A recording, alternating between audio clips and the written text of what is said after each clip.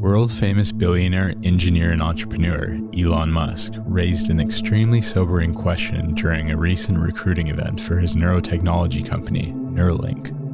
What do we do about AI? How do we mitigate that risk? At a species level, how do we mitigate that risk? And even in a benign scenario where the AI is very benevolent, then how do we even go along for the ride? The point when such superior intelligence emerges is often referred to as the singularity. This word comes from astrophysics, where it is used to refer to a point in space-time where the rules of ordinary physics no longer apply.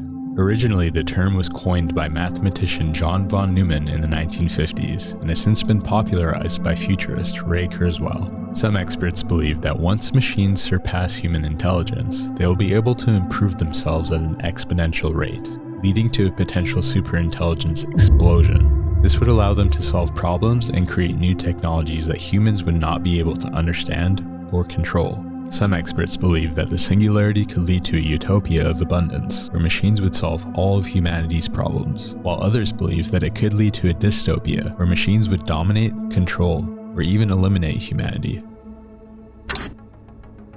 You've been living in a dream world, Neo. 24 years after its release, The Matrix remains one of the most widely referenced cinematic interpretations of this possibility for future dystopia, a future in which its main character Neo lives inside a simulated reality made by sentient machines, designed to control the entire human population by using their bodies and brains' electrical activity as an energy source. Today, The Matrix remains a popular subject of debate. Even Musk has admitted to the possibility that we could already be living in a simulation. This could be some simulation. It could.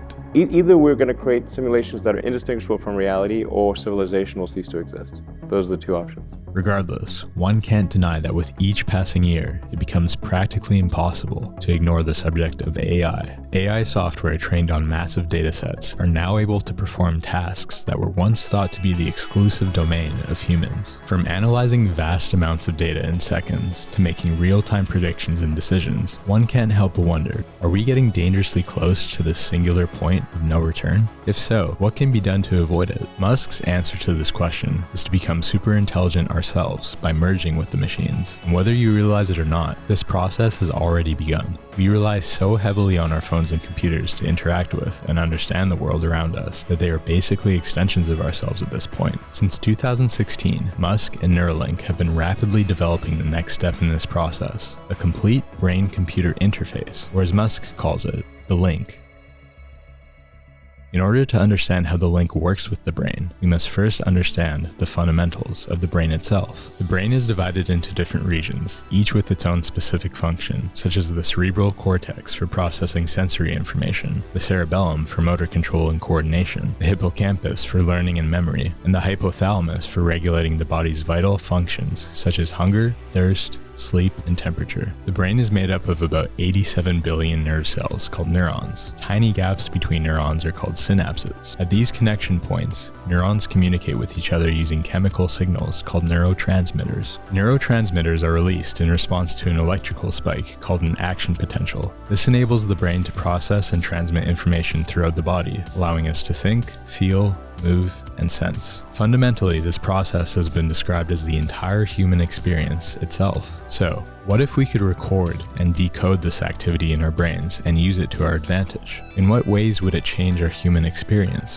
About the size of a quarter, the Link is a fully implantable and wireless input-output device designed to connect with thousands of neurons in the brain. These connections are formed via a collection of microfabricated threads containing many electrodes. These threads are only 5 microns in diameter. Seeing them placed next to a human hair 100 microns in diameter gives you an idea of just how incredibly thin they are. The N1 works by recording and converting the analog neural signals from the brain into digital bits through a process of amplification and filtering. The device has an internal battery that is also able to charge wirelessly using induction, just like you can with your smartphone. While the engineering of the Link itself is incredibly impressive, working out how to safely and efficiently implant the device presented a whole series of unique challenges to the Neuralink team. due to the micron-scale precision required to implant its flexible array of threads. Even the most capable hands of a neurosurgeon aren't enough to safely implant the link. That's why Neuralink engineered their very own robot neurosurgeon, the R1. The surgical process of getting a Neuralink implant can be broken down into 6 parts. First, a small targeted incision is made. Next, a portion of the skull and the dura, a tough outer membrane that covers the brain, is removed. Once the brain is exposed, the R1 robot inserts the thin, flexible threads of the link into the brain. This is done by using a laser interferometry system called OCT, optical coherence tomography, which gives the robot the precise position of the brain while it moves in real time. This system is incredibly important to avoid hitting any blood vessels during thread insertion. Once all threads have been inserted, the N1 implant is placed flush with the initial opening created and finally covered again with the patient's skin. While the Neuralink team has been working on developing the link since 2016, the world's first introduction to this device was in 2020 during one of their live demonstrations. The test subject, a pig named Gertrude, was showcased as a successful recipient of the link. At the time of this demo, the link had been implanted in her somatosensory cortex for 2 months already without any issues. This part of the brain receives tactile information from the body, including sensations such as touch, pressure, temperature, and pain. Every time Gertrude came into contact with something in her environment, 1,024 electrodes connected to neurons allowed the audience to see and hear real-time brain activity through an external monitor. All right, cool. Not only that, but they were also able to use neural data from the device to accurately predict the position of another pig's joints as it walked on a treadmill. The visual readout of these neural signals firing looks like something straight out of the Matrix. Only 1 year later, Neuralink released this internet-shattering video called Monkey Mind Pong. The video features a 9-year-old macaque monkey named Pager playing Pong telepathically. The first stage in accomplishing this involved measuring the hand and arm movements from Pager's motor cortex using 2,048 electrodes via 2 Neuralink devices, one implanted in each side of his brain. The secret to eliminating the joystick altogether lies in a special decoding process. It works by sending the activity measured from these 2 links through a decoder algorithm. The decoder is first calibrated with movements from Pager using the joystick manually, until eventually he is able to control the cursor entirely with his mind using the decoded neural activity. While a monkey playing Pong with his mind is already pretty impressive, Neuralink has even bigger plans for this tiny device.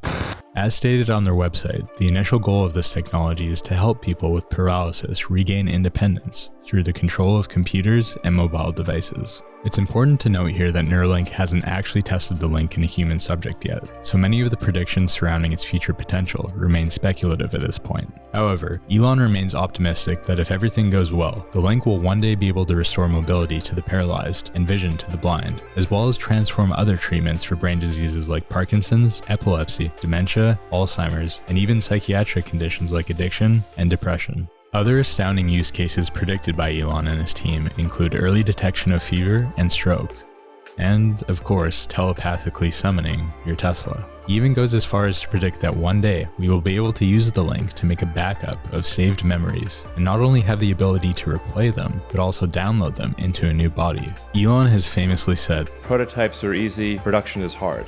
This especially rings true for the production of a brain chip at large scale. While the cost of the device is predicted to be around $5,000 US, the Neuralink team continues to explore ways to drive down cost while improving functionality. In preparation for their very first human trials, they hope to reach a point where the experience of receiving an N1 implant is as safe, accessible, automated, and as fast as LASIK laser eye surgery. There is no doubt that a gigantic amount of work still needs to be done by Elon and the Neuralink team in order to live up to their perceived potential for this technology. That being said, Elon firmly believes that having this foundational structure of a commercially available input-output device for the brain will be one of the major keys in unlocking the many complexities that lie within it. Who knows, maybe the link will shed some light on whether or not we're actually living in a simulation. The real question is, do we even want to know? Let us know in the comments section below if you think Neuralink is leading us straight into a techno-utopia or a dystopian nightmare. Thanks for watching. For more videos about artificial intelligence, science, and technology, subscribe to the channel, and while you're at it, watch another video here.